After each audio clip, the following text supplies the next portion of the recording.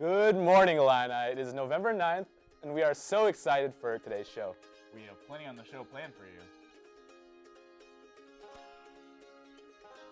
How to make the perfect cup of hot cocoa. Then we get an entertainment update. Plus, we welcome in the director of the student production, Mamma Mia. So let's get started and... Good morning, Illini!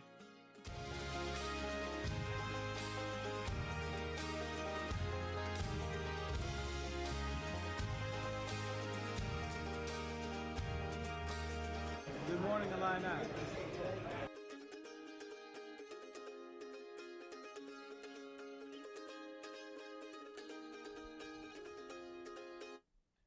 Good morning, Illini. I'm Malik Adel. And I'm Chris Joe. Thank you for joining us. Now, Chris, the weather outside is frightful. See, that is true, but what is also true is that this anchor duo is extremely frightful. Can you believe that in the short, great history of GMI that we're actually the first all-male anchor duo? Yeah, that is pretty crazy, but I can't think of a better partner to duet with, you know? Absolutely. So we have plenty on the show for you today. So let's start off with our daily chat. Our friends of the Daily Illini have covered plenty throughout the week. So we're going to take a moment and talk about 3 of the top stories happening on campus this week. Now, the first story is that Champaign was actually ranked number 7 out of the top 10 college towns to live in. The list was compiled by livability.com, and they describe Champaign as a perfect mix of youthful population, great job opportunities, affordable housing, and all that sort of good stuff. How do you feel about that, partner? I think that makes sense. You know, in the 3.5 years here, I think I've had a pretty good experience here at the U of I. Definitely a good place to live. I will say there's one time when I got chased by the local wildlife. I don't know if it was a possum or a raccoon. I saw a bunch of leaves wrestling, and I ran for my life. So other than that, though, it's been a pretty good time here. Yeah, and there's always something to do. There's something for everybody, you know, so I would totally agree with that assessment. Yeah. So our second story we have here is a U of I media drone on the quad. Took pictures of a bunch of U of I media students. So they basically use their phones, and there's kind of like a coordination between the phones and the drone, which was really cool. Definitely something that kind of a unique thing that they wanted to do. It happened on the main quad. It's been used for the end of the year holiday card. I definitely think that's really cool. I wish I would have been part of it, but I think I was out of town. It's always great when we have an opportunity to plug the College of Media, and also this event was just blowing up my Facebook timeline. I saw, you know, a lot of people were, you know, planning on going to, you know, come out to this. So you know, it's crazy that, you know, it all happened. It all came to fruition. And our third story is that that the EU ambassador is actually coming to campus, and they're on campus today to talk about the relations between the European Union and the United States. And the presentation will focus on the implications of Brexit. Yeah, I definitely think that's a really important thing to happen, because I feel like we get so hung up in the politics here in the United States when it's such a global world these days. It's such like a unified world that's really good to understand what's going on here as well as abroad. Absolutely, and you know, what happens in one place will have a ripple effect across the globe. So you know, it's important to have that global perspective. Truly. Thank you to our friends at the Daily Illini. For more on these stories and others, you can go to www.dailyillini.com. So did you catch the game yesterday? I did not. I was at work, but I heard something kind of crazy happen, or something kind of cool. Well, not really crazy, but something unique. Yeah, so one of our own, Trent Frazier, showed this tremendous display of sportsmanship. What happened was the referee made an incorrect call, and you know, Trent went over to so let's take a look. The back court, and it will be called an over and back. But I think it might have hit off Trev Frazier. So another discussion for the officials. How about the respect for the game, though, from Frazier? Immediately when they called that backcourt on Evansville, Frazier came over and he said, no, I touched it. He patted himself on the back and he owned up to it. He said, I touched it. That's really impressive. That's really cool that he was able to do that. Yeah, Definitely absolutely. not something that every sportsman would do, you know, so that's great. Good for him. And lucky for us, GMI's producers, Tommy and Steven, went out around asking students their thoughts on the first game of the season. Let's see what people had to say. They're playing basketball. Good morning, Illini. It is basketball season once again here at the U of I. And do you know much about this team? I do. I don't know if most of the students do, but I think I do. Okay, well, let's go find out what fellow Illini know about the current Illinois men's basketball team. See how they are. How much do you know about Illinois basketball? Close to nothing. That's a lot. Okay. I know that we have a pretty promising young group. We had one of the most intriguing recruiting classes of the past, I'd probably say 15 years. I think we have a pretty solid two-guard, but I'm looking forward to the big men coming through this year. I know we got a lot of good guards. A lot like D. Brown, my favorite player of all time. Wait. That was. What about this year's team? I'm just saying, we got a lot of guards like the 2005 team. Yeah. So, Yeah, I think Io's going to be good too. Do you know who the head coach is? His initials are BU. Greg Pop. There you go. I wish. What are you looking forward to this season? Just for them, I don't know, I want to see a few games, especially against like ranked teams. I want to go to the Gonzaga game. It's in Hawaii. Is it actually? The game's in Hawaii. Are you going to go to Hawaii? Definitely. I'm looking forward to seeing Ayo, what he's got. Obviously, high recruit. And then hopefully just some wins. But we'd love to rebound a little bit. Who's your favorite player on this year's team? It's my G, number 11, the freshman. Io? Yes. Yeah. Can you say his last name? Demansunu. One more time.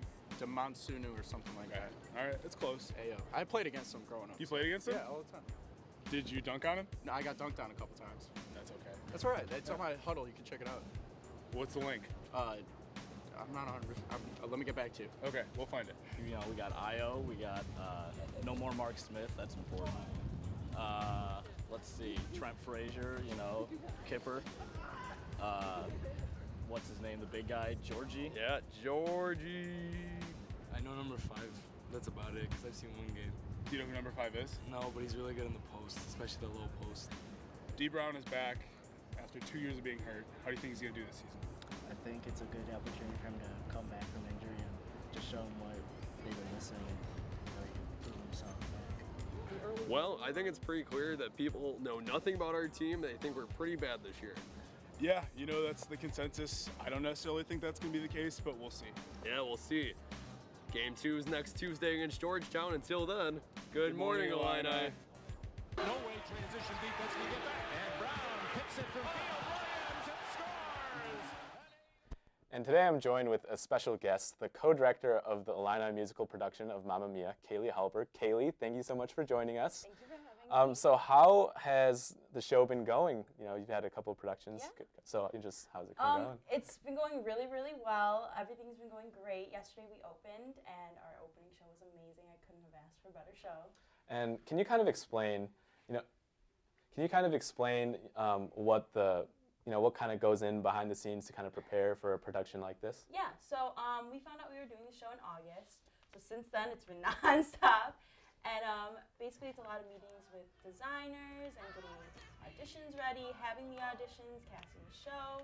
We're really lucky because we're a group outside of Illinois Theater, so we get to work with all different majors, including like our technicians and actors, and it's just nice to meet a lot of different people. And as you well know, Mamma Mia the sequel came out over the summer, and thereby introducing like a whole different wave of people to just that whole production. So do you think that had some sort of effect on you guys and maybe the excitement for this production? Yeah, our Saturday show actually sold out last night, so that's a big deal because it's in Lincoln Hall and an ISM show has never sold out before. So I think part of that is the hype that comes off the movie, and it's getting people to see our show, so we appreciate that. And looking forward, what are you most excited about? Yeah, I'm just most excited to see the cast every night after they get off stage and see them beaming of joy and excitement. It's just really nice to see as a director. Yeah, that must be awesome. Really happy for you. Wish you best of luck going forward. Thank you so much for your time. Thank you.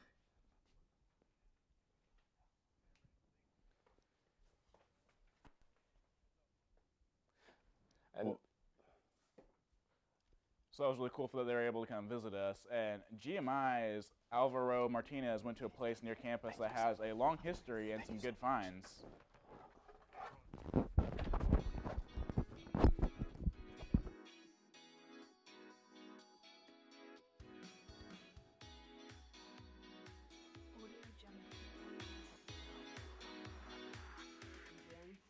there's another stairway.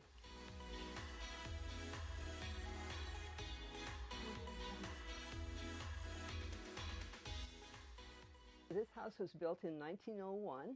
It was built for Miss Louise McWilliams, who was a milliner in downtown Urbana. She owned a shop where she made hats, fixed hats, when people wore hats with flamboyant feathers and flowers and things.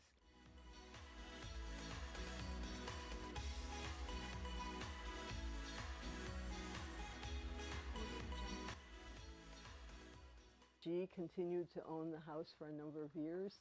Then it passed through quite a few ownerships. Right now, it's being used as a thrift shop.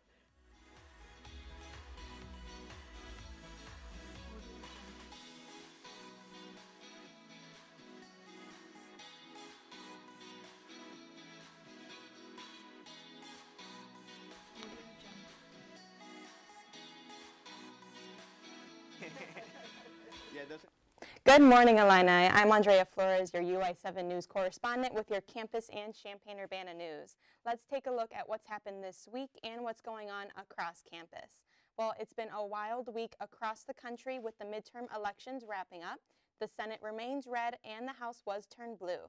Champaign County has been a largely red county over the last few years, but the blue wave turned every big ticket race in the county to the Democrats. As for Illinois, we have a new governor, J.B. Pritzker. Incumbent Governor Bruce Rauner conceded early Tuesday evening.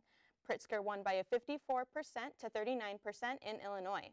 Taking a look at other statewide elections, Kwame Raoul won the Attorney General's race with 54% of the vote against University alum Erica Harold. Looking at our own backyard, incumbent Rodney Davis won re-election as Illinois' 13th Congressional District Representative over Democrat Betsy Dirksen Londrigan in an incredibly close race, 50.5% to 49.5%. Londrigan did win Champaign County, but fell to Davis and other counties across the district. As for other Champaign County races, County Executive is a new position, and Darlene Klopel is our new Champaign County Executive, running against current County Clerk Gordy Holton. And now, straying away from politics, a report from the News-Gazette earlier this week revealed UIPD were unable to stop years of inappropriate behavior by an officer. A Title IX complaint was filed against veteran training officer Brian Tyson in 2015. The department began an internal investigation in 2017, which the university's Title IX office later took over. Tyson was accused of various inappropriate behavior by different female colleagues, like playing with their hair, hugging them, and sexually suggestive conversations. UIPD has condemned his behavior. I believe so, because I want to make it clear that everyone understands that this type of behavior will not be tolerated and it's unacceptable. Anybody who's a victim or a witness should report it. And I want them to feel comfortable that they can come to me as well if they don't want to go to their immediate supervisor.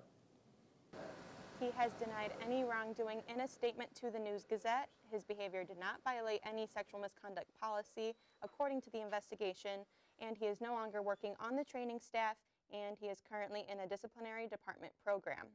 In other campus news, it's been a big week for Fighting Illini sports. Just last night, the men's basketball team kicked off their season at the State Farm Center against the Evansville Purple Aces. The Fighting Illini were victorious in this first game, beating the Purple Aces 99-60. The team held a solid lead for most of their debut game. Their next game is coming up soon, Tuesday night, against Georgetown's Hoyas. If you're planning on heading down to the State Farm Center, student tickets are free. At another arena on campus, the women's volleyball team has been crushing the game while away for the last 2 weeks, with wins over Maryland, Ohio State, and reigning champions Nebraska. The team is currently ranked 4th in the nation, and their conference record is 11-3 this season. This weekend, they're taking on number 7 Penn State on Saturday and Rutgers tonight in Huff Hall. And speaking of winning, the football team has finally kicked their 3-game losing streak with a W against the Minnesota Golden Gophers last weekend. The Fighting Illini scored 55 points to Minnesota's 31 during Dad's weekend game. Let's see if the team can keep up the wins in tomorrow's game against Nebraska Cornhuskers at 11 a.m. in Nebraska on the Big Ten Network. That's all I have for your UI7 News recap. let's check in with Rebecca for your weekend weather forecast. Rebecca? Good morning, Illini. As you can see, we have some crazy weather today. It is the first snowfall of the season in Champaign-Urbana. I'm struggling out here because my mom has not sent over my winter coat. So this is all I got. So I'm gonna try to make it through the weekend at least. I think hopefully I'll have it by next week. Try to stay warm. We have temperatures that are gonna be in the upper 30s and low 40s this weekend. I think today should only be the only snowfall, hopefully. But tomorrow, sun is going to be out with a high of 34, low of 23. Sunday is going to be partly cloudy, high of 43, low of 28. Snowfall is still happening right now. I don't think much else is going to accumulate, but try to stay warm, Illini.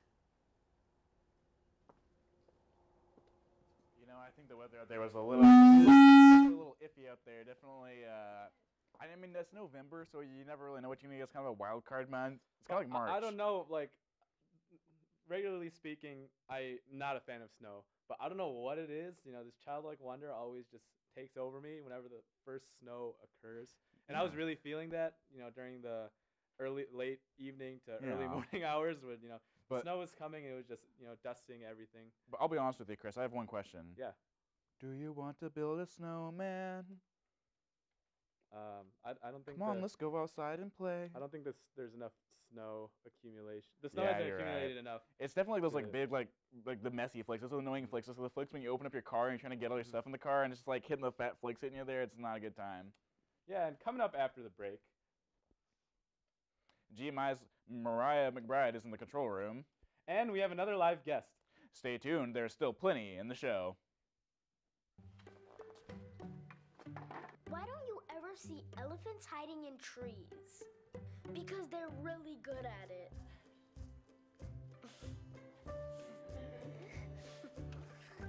Yeah, I get it. It's not my first time bartending, so.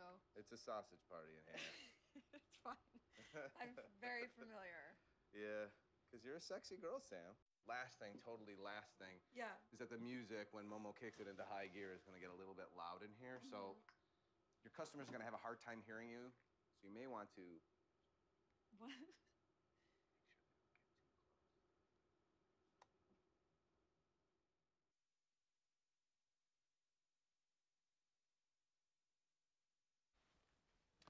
Welcome back. I am joined with one of the members of the Ballet Folklorico Mitoshiana organization. What's your name?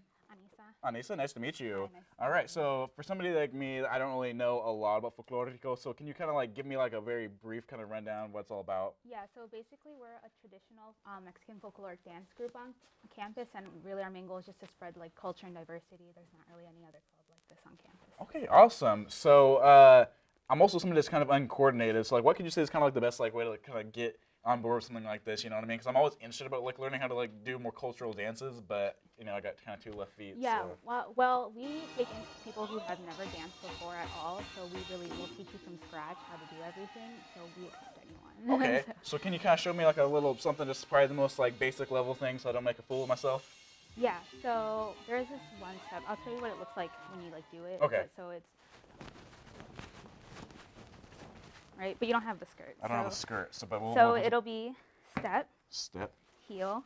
Heel. Step. Step. Step. Step. So step. Heel. Step. Oh, I messed up already. Okay. So step. Heel. Step. Step. Yeah, and that's called zapateado de cuatro. Okay. All right. So that's kind of, and I'm sure it looks a little better when I've had the skirt on going like that, you know. Okay. Okay, something like that. Okay, something like that. I'm making a fool of myself already, but that's okay. So how many members do you guys have? Right now we have between like 15-ish. People can't come to every practice because of like finals and stuff like that. But yeah, we kind of range around there. Okay. And we're always accepting more. So definitely. So how many performances do you guys have coming up within the rest of the semester? Right now we have a performance set up for Las Posadas on December 7th, I believe. It's going to be at the Ike. And then also today we have a fundraiser. Okay. So it'll be at La Casa, which is on Nevada, and we're selling arroz con leche. Nice. Okay. Well, December 7th, that's the day after my birthday. Maybe I'll come through, you know, and I'll get up there and I'll try out the dance move I just learned. I'm not very good at it. So I guess like how is like work as far as the formations and things? Like, is it kind of like based on a formation? I'm guessing there's some dances that are kind of based like a sequence. Sort of? So a lot of the dances, like you have like a set choreography, and then they kind of will repeat themselves. And so part of what we do is like, based on how many people are doing the dance, we have different formations that involve either like circles or triangles. But you move around a lot with it too. Everybody loves shapes. Geometry's fun. So I guess could you kind of show me like a little demonstration? I'm gonna get out of your way so that way I don't make a fool of myself. But could you show me like a kind of short demonstration of the one-person thing? Oh, sure.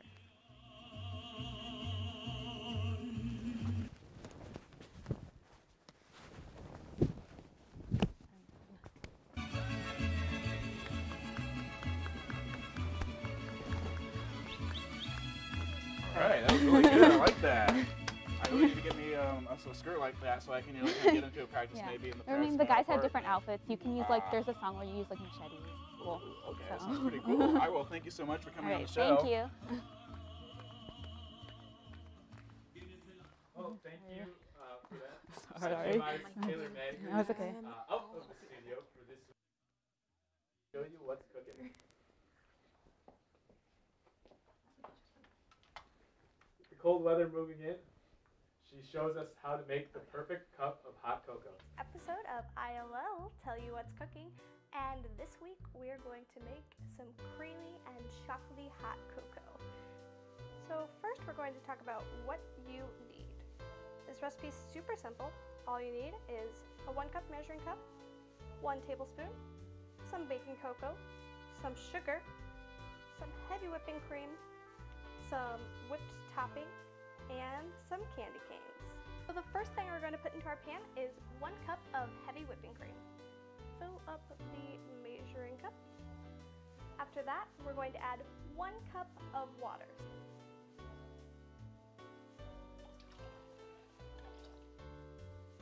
Alright, now after that, we're going to add 3 tablespoons of cocoa powder. Then we're going to add 6 tablespoons of just normal sugar to the pan. Next, we're going to turn the oven on medium to high heat and let it simmer. And while that's cooking up, we're going to move on to our candy cane. Our candy cane, I'm going to put it into a little bag, and then I'm going to use a flat surface, and I'm going to push it down on top of it to break those candy canes, that candy cane into bits.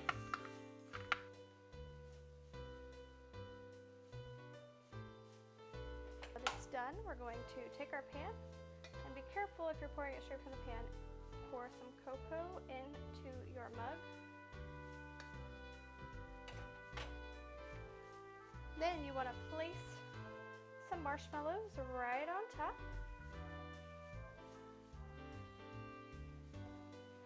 We want to add a whipped cream dollop on top of that. And then to finish it off, you're going to take some of those peppermint crumbles that you put on, that you smashed up, and place them on the top of the cocoa. Thank you so much for tuning in. If you make this recipe, make sure you comment on our Instagram or Facebook page. Unpopular opinion, I'm actually a bigger fan of cold cocoa. You're lying. Yeah, I mean, Wait, that's a thing? Like cold pizza? Like people just consume cold cocoa? Yeah, I mean, but don't get me confused. It's not chocolate milk. Basically, what you do is you warm up some hot cocoa and then you let it get cold. That's cold cocoa. I don't know if we see eye to eye. Like we don't see eye to eye right now. Okay. Why you gotta poke fun at my height, man? Hey, you set me up for it, man. But no, I'm definitely. I really appreciate that Taylor Madden, even though she wasn't here on set, she still give us some cheer with her hot cocoa. Yeah, Taylor has always been killing it with these cooking segments. Always making me hungry Friday mornings. I literally go home and I'm like trying to cook all these things, and my frat brothers are like, "What's going on? What's cooking?" I'm like, "Oh, not for you guys." But, that's how it goes sometimes. Yeah. So let's go to Mariah McBride in the control room with our entertainment update. I'm Mariah McBride, here with your entertainment update. The 44th People Choice Awards are this Sunday in Los Angeles, California, and many of your favorite celebs are hitting the red carpet. Some of this year's nominees for Best New Movie include Black Panther, Incredibles 2, Avengers Infinity War, and 50 Shades Freed. This Is Us is also up for Best TV Show, while Black Panther star Chadwick Boseman competes for Best Actor. As for music, Shawn Mendes, Nicki Minaj, Ariana Grande, and Cardi B are some of the artists hoping to win Best New Album.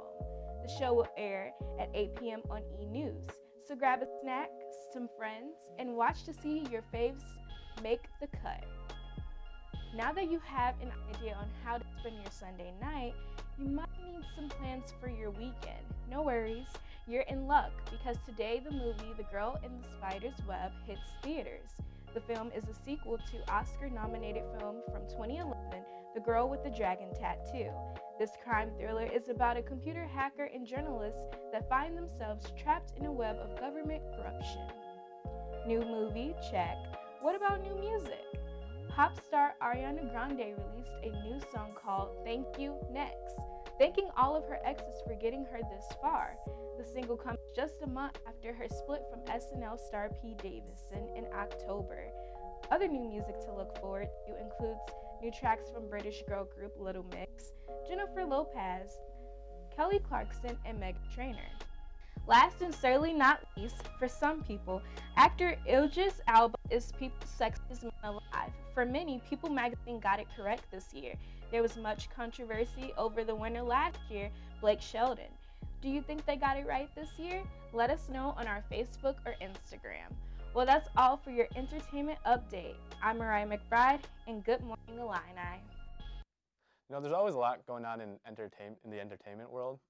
You know? Yeah, there was always something going on, something crazy stuff. And lately there's been a lot of stuff going on in weather. So Rebecca, tell us what you're seeing out there. Illini, we're back outside. It is still just as cold, and it's still coming on lightly. It's still snowing. We'll see how long it lasts. I could really use some of Taylor's hot cocoa right now, that's for sure, with still no jacket. We'll give you updates. But throughout the weekend, it's going to be mid-30s to low 40s, and we got some pretty low lows over there, but hopefully we realize it's fast approaching the Christmas season, and we cannot be more in the mood to be on break in a week.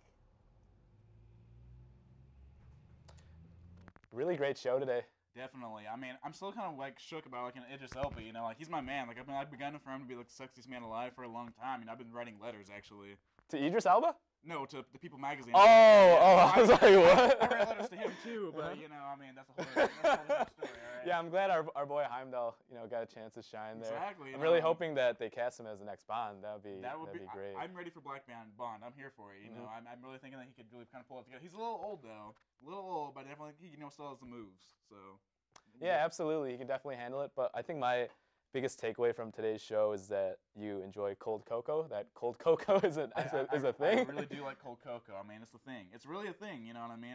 I think after the show, I'm gonna go, try my folklorico moves, and I'm gonna drink some cold cocoa, and it's gonna be a good Friday, in the snow. Partner, I gotta get your opinion on one thing though. What's that? You know, we got one more week of classes till Thanksgiving break, and so are you a turkey guy? Are you a ham guy? What's going on with that? I'm actually.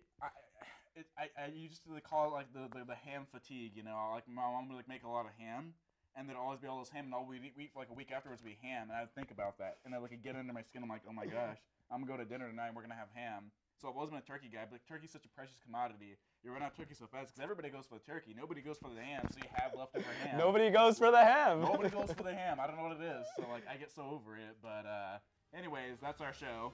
Thank you for watching. We will be back next Friday at 10 a.m. Make it a great day, and good morning, Illini!